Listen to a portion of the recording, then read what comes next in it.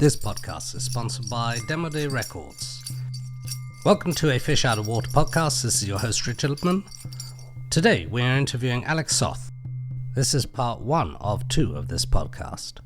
External headphones. I think this is better. How's this? Can you hear me? Yeah, I can hear you fine. Can you hear me okay? Yes, brilliant. Brilliant. We'll go straight into it. It will be about half an hour. Can you tell us, Alec, who are you? What do you do? My name is Alec Soth, and I'm a photographer. And I do lots with photography, and I guess I stray outside of photography, but that artist word is always dangerous. I see. Why is the artist word dangerous?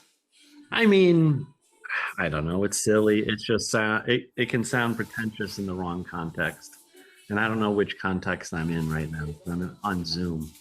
I didn't see it. You started off with sleeping with by the Mississippi. By the Mississippi.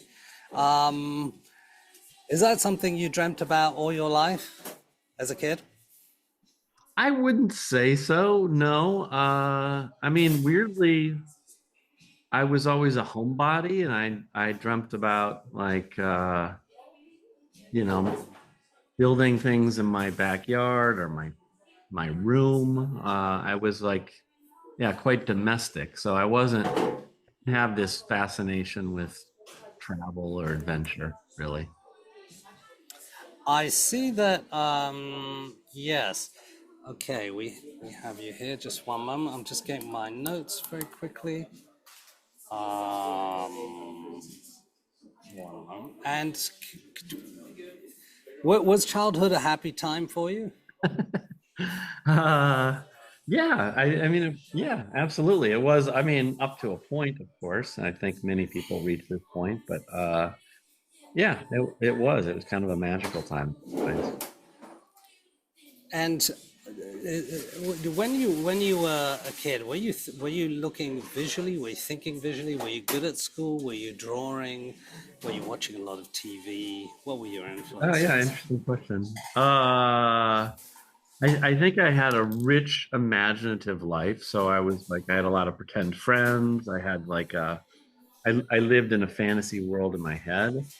I don't think it was particularly visual necessarily. I think it was of the imagination, which is sort of why photography, I sometimes think it's a contradiction, because I'm a very interior looking person, and of course photography is forced to be exterior. But yeah, I did drawing and so forth, but I didn't think I was going to be an artist or anything like that. Do you make your subjects feel comfortable? I mean, obviously, sometimes I can see through your book and your work, you approach strangers. Yeah. Yet they seem incredibly comfortable to take direction. How is this made possible? I hear that a lot. I mean, I feel like I don't think I make people unusually comfortable. I feel like my own. I mean, it depends at what stage of work it was, but early in my career, I think my discomfort weirdly put people at ease in some ways. It was honest, right? I think, yeah, it was honest, and also I appeared non-threatening, both by my physical being and mannerisms, but also the camera I was using, which is large format. But I don't like if I go to a party, the last thing I'm known for is putting people at ease, I would say. I don't think I have this aura of social ease. So how would that, what would happen at a party? How would you interact? Sorry, a bird is smacking into my window right now. That's not putting me at ease. Oh my God, sorry. Can I do one thing? We used to have the Post-it notes up here that kept the bird from doing this, and I need to do this right now. Okay. Wow. Slightly terrifying.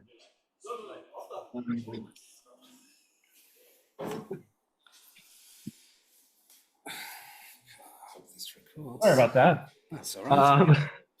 Okay. Well, sorry, what was the question? At a party, how do you interact with people? What do you say? Do you remember a story that make Oh, funny anything else? question.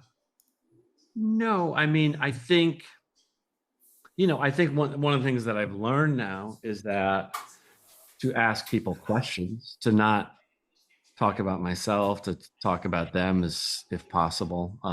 I mean, that puts me at ease, and certain people respond to that. But I think, if I was like a youngster, I wouldn't have known to do that. I would just hide in the corner.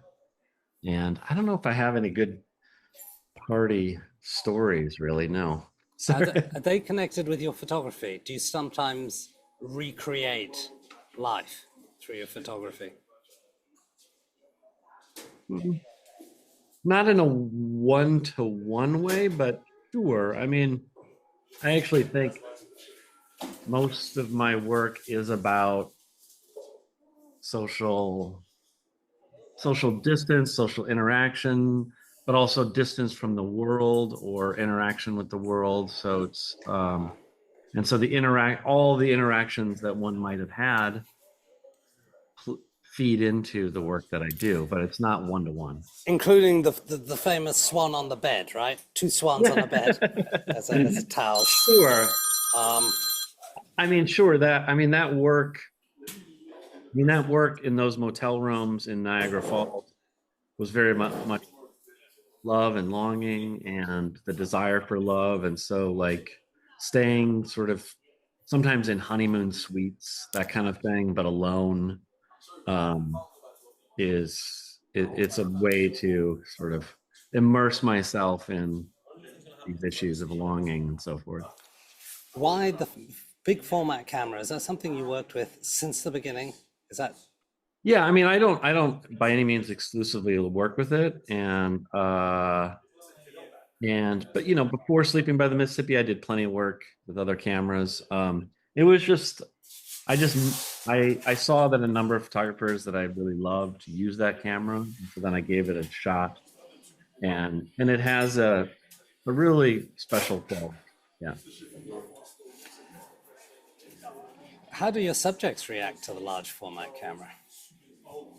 I think for the most part it disarms them because it's just I think it reads as sort of old-timey or something, and thus less threatening and a kind of a curiosity. I mean, the one thing that it very much isn't is like a person with a telephoto lens, which is this aggressive act. So it feels less aggressive, I think. You tend to get close to your subjects. Physically close? Yeah, as well as conceptually close. Oh, no, I mean, the funny thing about the large format is it's very hard to get too physically close. So I always think it's like, I mean, I make the analogy to a ping pong table, but another one would be like two ends of a dining room table. It's like a very healthy social distance. And I would say that that's probably indicative of my emotional connection too. Very often it can be briefly intense, but it's not sustained. Usually, I don't maintain relationships with people that I photograph. Oh, I see. Yeah. But do you send them the books afterwards? Yeah, I send them books. I send everyone pictures. Right. I did recently this year, in January, I actually visited the guy with the two airplanes, which is my most famous photograph. And it was the first time I had visited him. And he dug up the picture that I sent him 20 years ago or whatever it was. And so, yeah, so I've been good about that for the most part. Do they sign release forms, your subjects? They did in the early days, but I stopped that at a certain point because I found it I hate it, and I don't think it's actually necessary legally because I don't use them for other things. So within the context of art, I see. it's protected. If I was to sell, like toothpaste ads, I would get sued, but I'm not going to make toothpaste ads out of them. How do you work with Magnum in that case? What kind of commissions do you get? Are they close to your art? Are they looking for a specific style, or do they tell you how they want it, or do they just say, "Alec, this is the client"? Well, I mean, an important thing to know that about Magnum is like when we say they are actually us because it's a cooperative. So it's like I am the owner of, I'm a co-owner of Magnum, so I'm working for myself in I a see. I sense. see. So theoretically, I have the power to say no to anything, to not do anything, whatever. I see. I see. Uh, what I do is a whole, like it's a whole spectrum of work, from very, very personal work, which somehow they are involved in, to very commercial work, which has lots of parameters around it. So it's not an easy question to answer. Is it quite complex? I saw that. You have I, no, I, you have no idea. I Yeah. went to the studios in Paris, Uh-huh. had a look around, Yeah. and bought some of the books, including one of yours. I mean, no one, unless you're involved in it, no one knows. And it's like new people come into Magnum, new employees, new photographers, and it it takes a year to have any sense of what it is because it's so vast. The history is so long.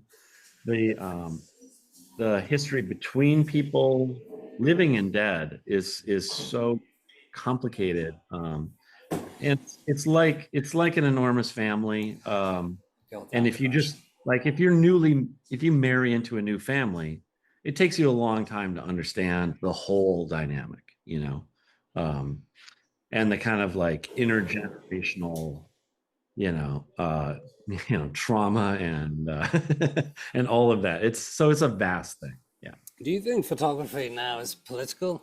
I mean, at Magnum, for example, when you get hired to do stuff, are they looking for an angle or a Wow, interesting. perspective? Yeah, I like your curveball questions. It- I mean, the way personally, this is my feeling about Magnum is that, and this took me a while to figure out, but Magnum, it's perceived as because of its history of photojournalism and stuff, but it's always had all sorts of different types of photographers from the beginning. And I think of Magnum as a cooperative of photographic authors, and like authors, they all have individual takes. I mean, is most of it sort of left leaning or what have of course, but it's like but there's many, many, many perspectives. And and there's been times where I felt an internal pressure to to like respond as a photojournalist. For example, I live in Minnesota. It's where George Floyd happened. um, it was COVID, so people couldn't travel, and yet I did not photograph the George Floyd situation. Not that I was getting pressure from Magnum, but because I felt politically it wasn't the right thing for me to do. Actually, I felt other people should be doing this work. Other people were doing this work. I didn't need to do it. And so it's really up to the photographer to make those decisions. And like if someone asks me to do something, I say no. Like I can't be forced to do anything I don't want to do. See. How do you make a substantial living through prints, gallery, commissions, or book sales, or other? How does that work as a It, photographer? it I mean, my philosophy from the beginning was because I came from the art side of things, and on the art side of things, it's the art world, which is like art sales. Um, but I didn't believe it was sustainable. I don't. think it would be smart to think it's sustainable. And so most people then go for an academic career. And I didn't have an advanced degree. I sort of like missed that boat. And so I went this other route as a working photographer, as a sort of to complement the art stuff. And so ever since then, my philosophy is just have a lot of different balls in the air, so that like when the economic collapse happened in 2008, for example, the art world just tanked. And then I had other things that I could do. For example, like fashion work, or something like that. And so they come to you, or you go to them? Fashion or that kind of thing. They almost always come to me. Yeah. And they come to Magnum or to me. But it's, yeah. And I would, right now is a time like that where the art world is going through a lot of corrections plus the global situation. And so I just have different balls in the air. Some balls fall, other ones. So it's not consistent. I mean, if you looked at like a graph of my income over the years, it's just like it's up, down, left, right. Yeah, it's not stable, but it's a fun, it's a fun roller coaster. I've got this image of that man with a penis in his car. How did that happen? Man with a penis in his car from Niagara. Yeah, Wow. naked man. Yeah, very obscure picture. Where did you see that? I don't know. Was it released? Which website was that on? No, it was on a book. It's one of your books. Yeah, I'm in a cafe now. Yeah, I saw it. I thought it was incredible because it just looked so real. It's almost like one is a passenger just looking in. Yeah, and invisible. So in the case of that work in Niagara, I was extremely frustrated because I went there. This was after Sleeping by the Mississippi, where everything went really well, and then in Niagara, I was really struggling, and I felt the work, everything lacked intensity, and I felt I needed to up the intensity of everything. And so rather than photographing couples, I would photograph them naked. I would put people in uncomfortable situations. I put myself in uncomfortable situations. And so in that case, that was like, it was almost like I was like sort of role playing, like cruising kind of situation or something. And that's where I use photography in all sorts of ways. It's interesting. I don't know. Do you know Nathan Fielder? Do you know who that is? Okay. He's got an HBO show called The Rehearsal right now. Anyway, you would never call him a documentarian. He's a comic, but he pushes the medium so far. And this to me is very inspiring. I don't want to be a pure documentarian. I don't want to be a pure fiction person for sure. But I like this tension. I like involving myself in the process, etc. Is there a little bit of you in each picture? Oh, sure. Yeah. I mean, one of the points, I always try to like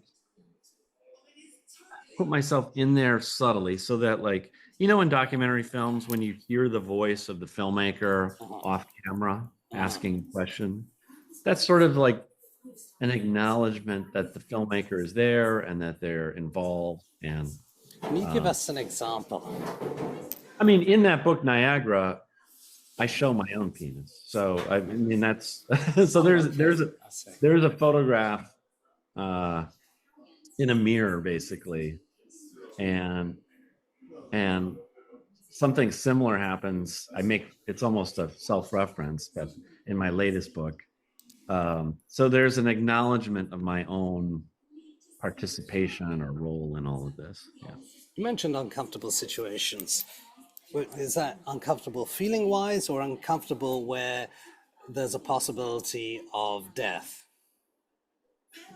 No, for the most part, not. I've not gone to dangerous situations. I've had a couple, things where I probably went further than I should have, but no, it's it's uncomfortable. It's like, you just asked me a question about the picture of the guy in the car. Like you're pushing a little further than some other people will push. And I think sometimes it's asking the question that you wouldn't ask at a cocktail party. You're like going a little further and then a little further. And for me, and photographically, it's like, I'm outside someone's home, I'm photographing them. I say, can I see inside your house? I get inside the house. Can I see inside your bedroom? It's, can I see inside your closet? Can I see inside your secret box holding your most private possessions? It's wanting more of that. Yeah. In the car, did he know you were taking a picture?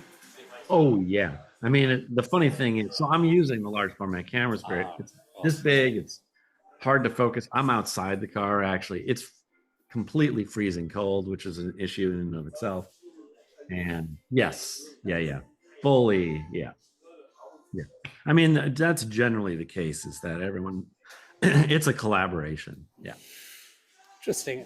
The written word, is that something you come up with on the spot, or do you write it down immediately, your thoughts? I understand you also do research, historical research, where certain people, things happen in a particular place. For Mm-hmm. example, that there was a car crash at night in the woods. Yeah. Okay. Yeah. I mean, I, I have, I have a sort of love-hate relationship with text in its relationship to photography.